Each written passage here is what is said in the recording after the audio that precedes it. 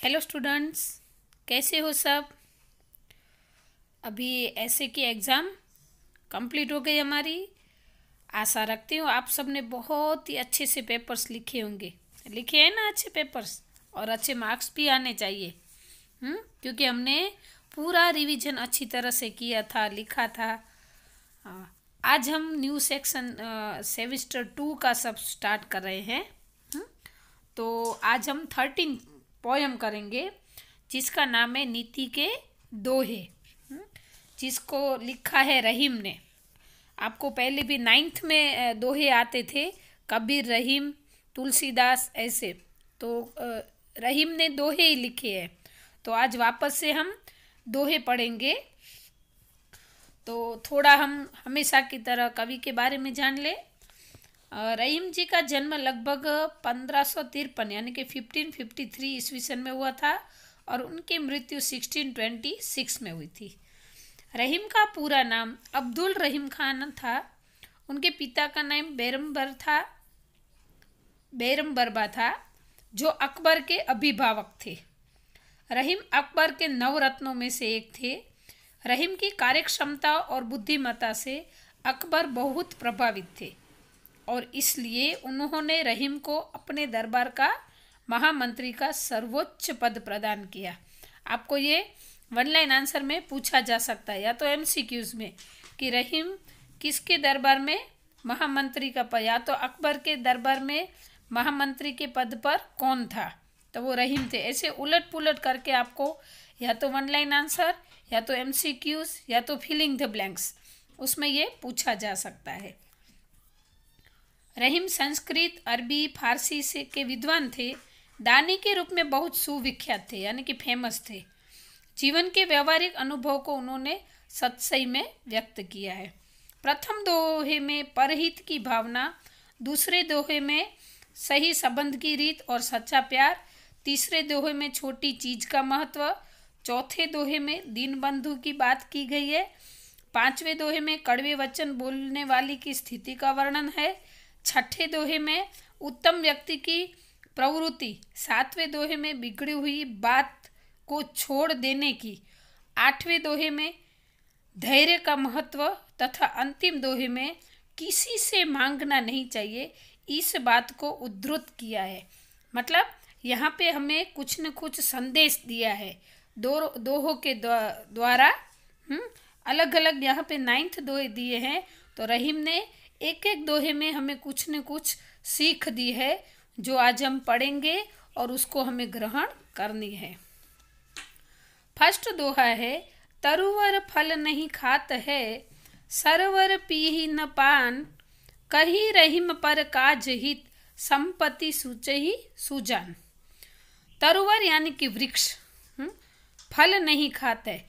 फल कभी खुद के वृक्ष कभी खुद के फल नहीं खाता है। सरोवर पीहे न पान, मतलब जो दरिया है, सरोवर है, वो कभी खुद का पानी नहीं पीता है। कही रहीम पर काज हित, पर काज मतलब दूसरों के भलाई के लिए। तो रहीम क्या करता है, कहते हैं कि दूसरों के हित के लिए, दूसरों की भलाई के लिए संपत्ति सुचहि सुजान। जो सज्जन लोग है, हाँ, सुजान यानी कि सज्जन लोग, अच्छे लोग हैं, वो अपनी संपत्ति का उपयोग करते हैं दूसरों की भलाई के लिए। जैसे वृक्ष कभी अपने फल नहीं खाता है, हमें खिलाता है। सरवर कभी खुद का पानी नहीं पीता है। उसी तरह जो सज्जन लोग हैं, वो दूसरों के भलाई के लिए अपनी संपत्ति का उपयोग करते हैं। दूसरा दोहा है, कहीं रहीम उत्पत्ति सगे, कहीं रहीम संपत्ति सगे, बनत बहुत बहुरीत, विपत्ति कसौटी से कसे, तेई साँचे मित। रहीम कहते, कहीं रहीम संपत्ति सगे। रहीम जी क्या कहते हैं कि हमारे पास अगर संपत्ति होती है तो सगे मतलब हमारे जो रिलेटिव्स है, क्या है, रिलेटिव्स है, वो हमारे आसपास ही रहते अगर पैसा है तो। बनत बहुत बहुरित मतलब वो हमारे आसपास ही रहते हैं। विपत्ति कसौटी से कसे, लेकिन जब हम किसी मुश्किल में है, हमारे पास पैसा है, हमारे पास सब कुछ है, हम बहुत बड़े आदमी हैं, तब जो सगे संबंधी है ना वो हमारा साथ देते, हमारे आसपास रहते हैं। लेकिन विपत्ति यानी कि मुश्किली, कसौटी यानी कि कसौटी का जो समय होता है, हाँ, जे कसे मतलब जो कसौटी का जो समय होता है, और तभी जो हमें सपोर्ट करता है, ते ही साचे मित्र, तो वही हमारा सच्चा मित्र होता है। मतलब कि जब हम मुश्किल में हो, तब जो व्यक्ति हमें सपोर्ट करता है वही हमारा सच्चा संबंधी, वही हमारा सच्चा मित्र होता है, ना कि जो सिर्फ हमारे सुख में साथी हो। जो दुख में साथी होता है वही सच्चा हमारा सगा संबंधी होता है। थर्ड है, रही मन देखी बड़े न को, लगून दीजिए डारी। रही मन देखी बड़े न को, लगून दीजिए डारी, जहाँ काम आवे सुई, कहाँ करे तलवारी। क्या कहते हैं रहीम जी? कहते हैं कि देखी बड़े न को, मतलब बड़े लोगों को देखकर, लगून दीजिए डारी, छोटे लोगों को डरना नहीं चाहिए। क्या कहते हैं रहीम जी? कि बड़े लोगों को देखकर छोटे लोगों को उनसे डरना नहीं चाहिए। जहाँ काम आवे सुई, कहाँ करे तलवारी। मतलब सुई निडल, वो इतनी छोटी है और तलवार बड़ी है, लेकिन जो सुई का काम है, सुई का काम क्या है? फटे हुए कपड़े को सिलना। हाँ, सुई भले छोटी है और उसके सामने तलवार, दोनों लोहे की है, तलवार भी लोहे की होती है, सुई भी लोहे की होती है, लेकिन जहाँ सुई का काम होता है वो काम तलवार कभी नहीं कर सकती। मतलब तलवार के सामने हमें सुई को छोटा नहीं मानना है। सुई का काम है कपड़े की सिलाई करना, तो वो काम तलवार कभी नहीं कर सकती। तो इसके लिए रहीम जी कहना चाहते हैं कि बड़े को देखकर छोटे को, अपने आप को कम, उससे कम नहीं समझना चाहिए, या तो डरना नहीं चाहिए। नेक्स्ट है, दीन सबन को लखत है, दिन ही लखे न कोय, जो रहीम दिन ही लखे, दिन बंधु सम होय। यहाँ पे दीन यानी कि गरीब, आपको पहले भी मैंने हमेशा बताया है कि ह्रस्व ई दीन यानी कि दिवस, दीर्घ ई दीन यानी कि गरीब। तो जो सबन को देखत है, जो गरीब लोग होते हैं ना वो सबको देखते हैं, मतलब एक ही दृष्टि से देखते हैं। हाँ, वो कभी किसी को छोटा बड़ा नहीं मानती है। दिन ही लखे न कोई, हाँ, जो गरीब होता है वो किसी और को कुछ मतलब बड़ा छोटा नहीं मानता है। जो रहीम दिन ही लखे, दिन बंधु समोय, मतलब जो उनको अच्छी, जो रहीम जी कहते हैं कि जो गरीब को लखे दिन बंधु, मतलब जो अच्छी नज़र से दे। गरीब यहाँ पे ये कहना चाहते हैं कि जो गरीब है वो सबको, छोटे बड़े सबको एक ही नज़र से देखते हैं। वो कभी किसी को छोटा बड़ा नहीं मानते। लेकिन हम अगर गरीब को उसी दृष्टि से देखें तो दीन बंधु सम होए, तो हम भगवान की तरह हो जाएंगे। गरीब लोगों की मदद करेंगे, उनको हम अच्छी नज़रों से देखेंगे, उनको धुतकारेंगे नहीं, तो उनके सामने हम भगवान बन जाएंगे। खीरा को मुँह काटी के, मलियत नौन लगाए, रही मन करुए मुखन की, चाहिए यही सजाए। यहाँ पे क्या कहना चाहते?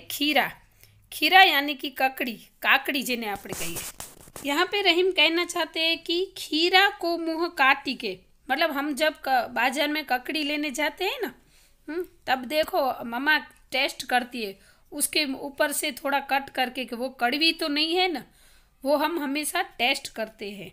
तो क्या कहते हैं? खीरा को मुँह काटी के, मतलब ककड़ी के मुँह को हम काट के, मलियत नोन लगाए, मतलब उसके ऊपर मलियत नोन लगाए यानी कि नमक लगा कर रखते हैं ताकि ककड़ी का कड़वापन दूर हो जाए। रही मन करुए मुखन की, चाहिए यही सजाए। रही मन कहते हैं कि जो कड़वे मुख वाले लोग हैं, जो कड़वी बातें करते हैं, उसके लिए यही सजा चाहिए कि उसके मुंह में नमक भरना चाहिए, मतलब नमक लगाना चाहिए। आया समझ में इस दोहे में क्या कहना चाहते हैं? इसमें कहना चाहते हैं कि अगर काकड़ी है, हाँ, और वो कड़वी है, तो उसका कड़वापन दूर करने के लिए उसके मुंह के ऊपर नमक लगाते हैं। तो उसी तरह हमारे समाज में जो कड़वा यानी कि जो कुछ खराब बोलने वाले, कड़वी बातें करने वाले लोगों के मुंह के ऊपर भी नमक लगाना चाहिए, ताकि उनको पता चल जाए कि वो जो बातें कर रहे हैं वो सही नहीं कर रहे हैं, गलत कर रहे हैं। हाँ, मतलब हमेशा मीठी बातें करनी चाहिए, हमें कभी कड़वी बातें करनी नहीं चाहिए, वरना ककड़ी की तरह उसको सजा मिलती है। नेक्स्ट दुआ है, जो रहीम उत्तम प्रकृति का, करी सकत कुसंग, चंदन विष व्यापत नहीं, लपटे रहत भुजंग। जो रहीम, रहीम जी कहते उत्तम, मतलब जो अच्छी प्रकृति यानी कि स्वभाव, जिसका स्वभाव अच्छा है ना, करित कुसंग, का करित कुसंग, कुसंग यानी कि बुरी संग, बुरा संग। तो अगर कोई व्यक्ति का स्वभाव अच्छा है, उसकी प्रकृति अच्छी है, उसका रहन सहन अच्छा है, तो चाहे वो किसी भी बुरे व्यक्ति के साथ रहेगा तो उसका कभी बुरा नहीं होगा, अगर उसका स्वभाव अच्छा और सच्चा है तो। उसके लिए यहाँ पे एक एग्जाम्पल दिया है रहीम जी ने। क्या एग्जाम्पल है? चंदन विष व्यापत नहीं, लपटे रहेत भुजंग। आपको एक बात याद बता दूं कि चंदन का जो पेड़ होता है ना, उसमें सुंदर इतनी स्मेल आती है। जो भुजंग यानी कि सांप को वो स्मेल आकर्षित करती है, और सांप हमेशा जो चंदन का पेड़ होता है ना, उसके साथ ही ऐसे गोड़ गोड़ उसमें लिपटा हुआ रहता है। लेकिन इसमें क्या कहना चाहते हैं कि चंदन है वो एक अच्छे गुण वाला लकड़ी है, जिसका हम तिलक करते हैं, भगवान को चढ़ाते हैं। और सांप है वो जहरीला है, लेकिन वो कंटिन्यू चंदन के साथ रहता है, फिर भी उसके जहर का असर चंदन के पेड़ के ऊपर नहीं होता है। यानी कि चंदन की प्रकृति क्या है? अच्छी प्रकृति है, उसका अच्छा स्वभाव है। हाँ, उसका काम है स्मेल देना, भगवान की पूजा में अर्पण करना उसको। तो ये जैसे चंदन की प्रकृति अच्छी है और वो विषैले सांप उसके ऊपर कुछ गलत असर नहीं कर सकते हैं, उसी तरह अगर हमारा भी स्वभाव अच्छा होगा तो हमारे साथ अगर बुरे व्यक्ति रहेंगे तो उसका कोई असर हमारे पर नहीं पड़ेगा। नेक्स्ट दोहा है, बिगड़ी बात बने नहीं, लाख करो किन कोय, रही मन बिगर दूध को, मथे न माखन होय। अभी इसमें रहीम जी क्या कहना चाहते हैं? बिगड़ी बात बने नहीं। एक बार अगर कोई बात बिगड़ जाती है, किसी के साथ अनबन हो जाती है, तो वापस उसके साथ सुलझाना उस बात को मुश्किल होता है। चाहे लाख कोशिश करो, लेकिन पहले की तरह वो सही नहीं होता है। रही मन बिगर दूध को, मथे न माखन होय। रहीम जी क्या कहते हैं कि अगर दूध खराब हो जाता है, આપણે કહીએ ને दूध બગડી ગયો છે, तो वैसे दूध होता है, उसको अगर हम गर्म करेंगे, फिर उसको ठंडा करेंगे, उसका दही होगा, दही में से मम्मी छाछ बनाएगी, फिर उसके ऊपर मक्खन उतरेगा। लेकिन अगर बिगड़ा हुआ दूध है, दूध खराब हो जाता है और उसमें से उसको हम उसमें को जमाएंगे, मतलब આપણે એને જમાવશું તો એની છાશે नहीं થાય અને માખણ पर नहीं उतरे। तो इधर कहने का मतलब क्या है कि अगर बिगड़ी हुई बात होती है तो उसको सुलझाना मुश्किल होता है।